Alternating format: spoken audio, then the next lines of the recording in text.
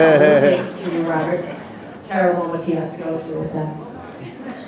But as the president of her own company, she discovered what many of us have to learn for ourselves, that you can and you have to adapt sometimes if something bad happens to you, and you take lemons and you make lemonade. And she did. And what a great and beautiful story about a mother's love for her child. And just to be with them, I spent an afternoon with them. It was very, very inspiring. And I love what you do. Thank you.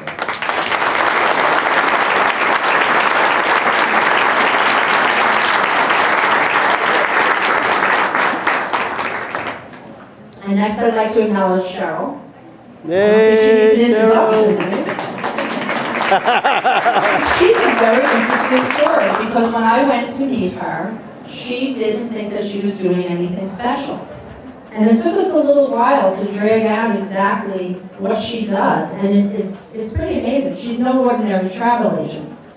Cheryl has diabetic retinopathy, and it's the leading cause of blindness in American adults. Unfortunately, the disease can also affect her other organs, and Cheryl's kidneys failed as well. She was on dialysis for 3 years before undergoing a kidney transplant, and the organ that was donated by her friend. For almost 10 years, Cheryl was either sick or recuperating. But when she was feeling better, she enrolled in a New York State program for the blind and learned new job skills, how to use a computer and software. And she went on to become the first blind student to graduate from Cranford Hall Career Institute. But she wanted to do more than be an administrative assistant. So through the National Federation of the Blind, of which she is now the treasurer of the Long Island chapter, she trained to be a travel agent. And she also recently was named president of the National Federation of the Blind's National Travel and Tourism Division. With her husband Nelson's support, they founded Echevarria Travel.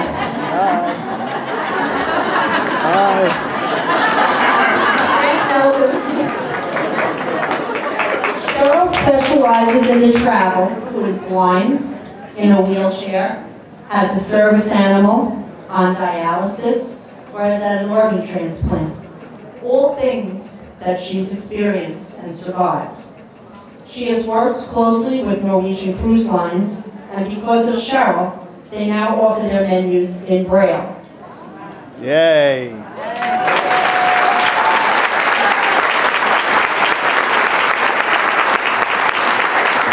As a travel advocate and advisor for the blind, she has opened up a world of new experiences for those who might not have traveled before. And she's a wealth of information about traveling with your service animal, going on a cruise ship if you do not read Braille, setting up special tours for people so that they feel comfortable when they travel. And it's extraordinary what she does, and I just think it's wonderful. Thank you.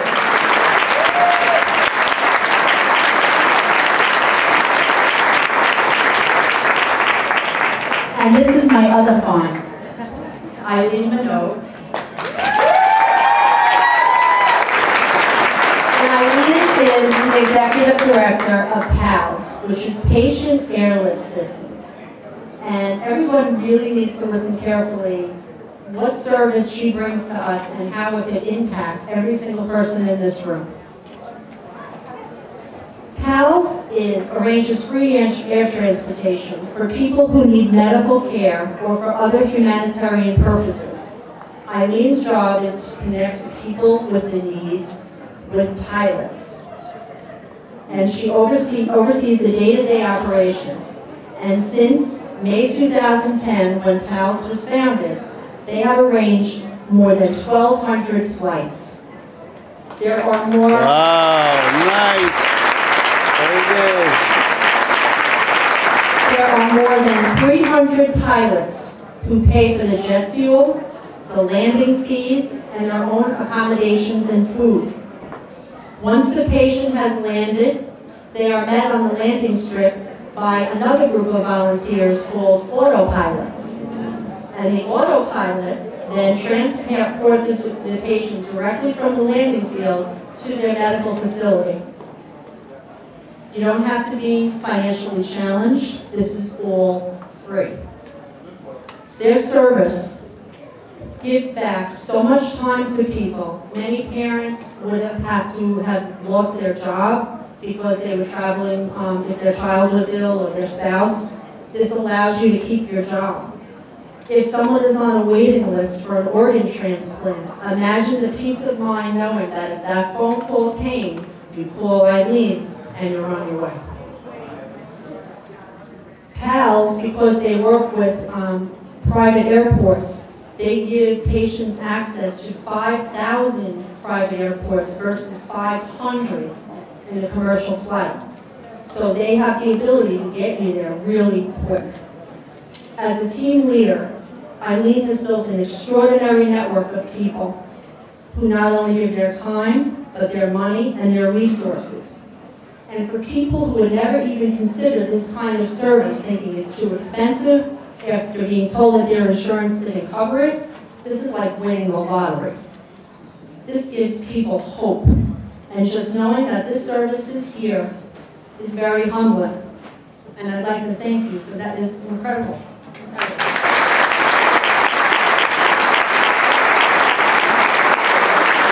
Eileen also is the current president of the Massapequa Community Fund. So in her spare time, she helped raise more than $1.6 million.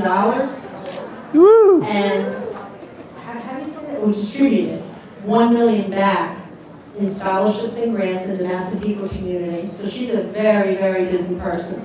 So thank you.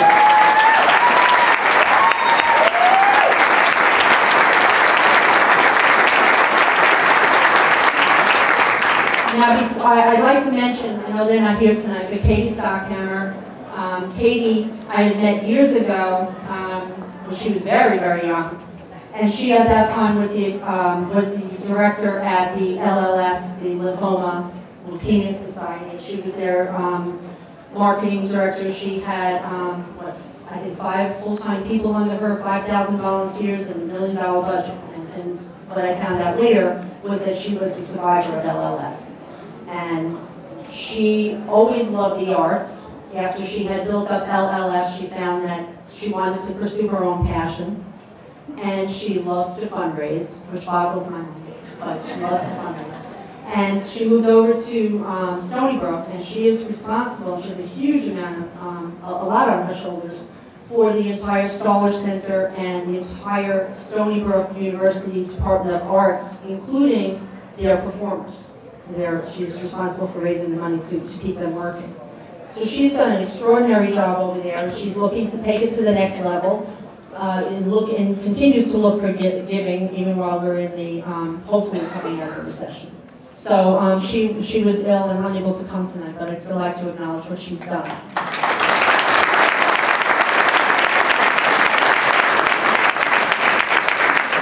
And Beth Greenfeld, she is the original. I don't know if everybody heard about Bold Barbie a couple of months ago. It was on. Got picked up on all the world news. And a mother had put out a plea that she was looking for a bold Barbie because her daughter had cancer and wanted to look like Barbie with no hair. And what had happened was Beth, who was from America, got 2 bold Barbies 2 years ago. And she got them, the CEO of Mattel was living on Long Island at that time, and she got to his wife, and the wife made these 2 prototypes. So they do exist. She was at great mistake. And then her daughter was very sick, so she went on to take care of her. And people have to understand, while she was looking for this old Barbie, her daughter had neuroblastoma and was very, very ill. A couple of other mothers put out a plea, and they got to Beth, and they credited Beth with starting the movement and being their inspiration for trying to get this doll made, which Mattel refuses to do. So it's a story that I thought was really compelling, because when I found out that it all started with somebody in America, I just thought that was really cool. So I feel bad that she wasn't here tonight, and I hope that her daughter is okay.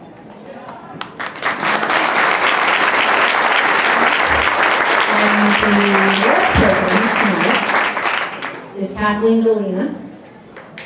And Kathleen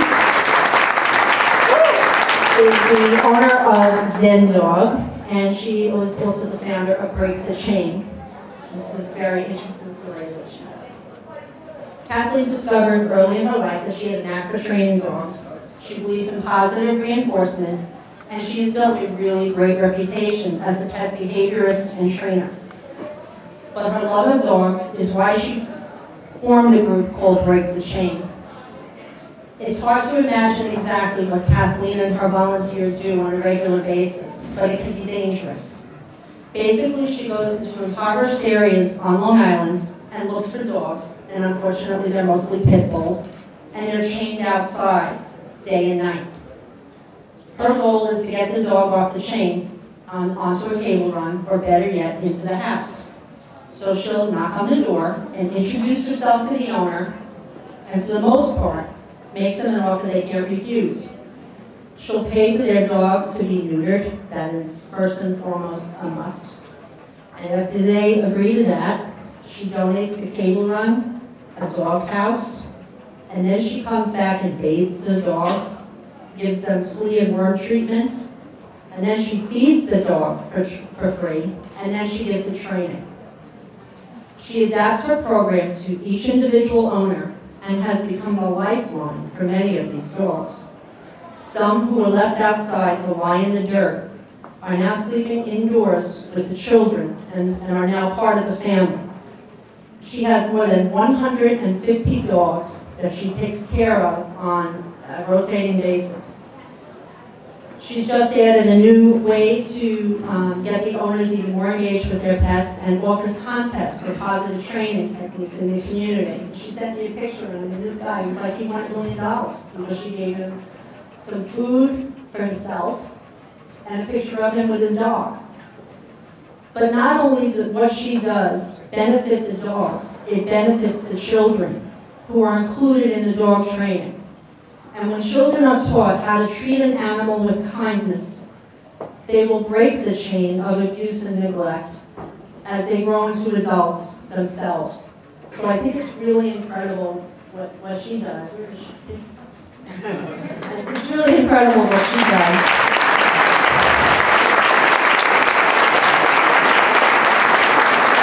And on that note, I'm going to do something a little bit different. Whenever I interview these women, I'll ask them, like, if you could have anything, what would you want? And they won't say, like, I wish I could have a week in Aruba, like maybe I might say. They ask for, like, really simple human things that help people. So we wanted to do something different, and we wanted to do what we call a moment of good fortune. And I would like to invite John Dyer, and he is the president and owner of Men on the Move, who just opened up his 4th storage facility, and he's also best of Long Island in a couple of categories. And when he heard about Kathleen, I'll let him tell you. Hi, everybody. Hey. I want to thank tonight. And when I heard about everything that you do, I was really very touched. And I heard that you needed storage for all the things that you do, and this